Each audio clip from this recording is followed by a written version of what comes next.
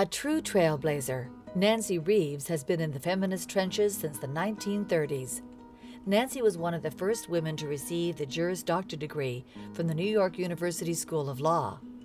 But finding traditional work during the 1930s Depression as a Jewish female New Yorker would prove to be a considerable challenge.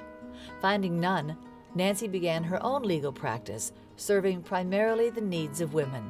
Her professional practice would prove to be fertile feminist soil, leading her to speaking engagements and lectures across the globe, as well as the publication of countless writings and radio and TV features, all of which focused on increasing the awareness of gender role stereotypes and the interconnectedness between the status of women and world events.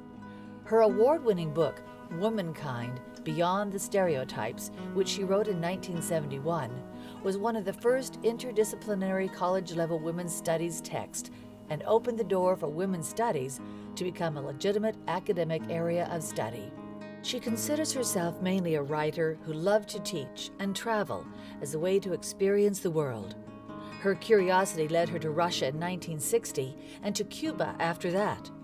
Her publications are numerous, and she was often in demand as a featured speaker. Ms. Reeves served on the first advisory council of the National Women's Organization in 1974 and on the Governor's State Board of Education. Her lifelong quest to establish a woman's place in America was driven by the question, how had half the population of the planet come to be excluded from planetary endeavors?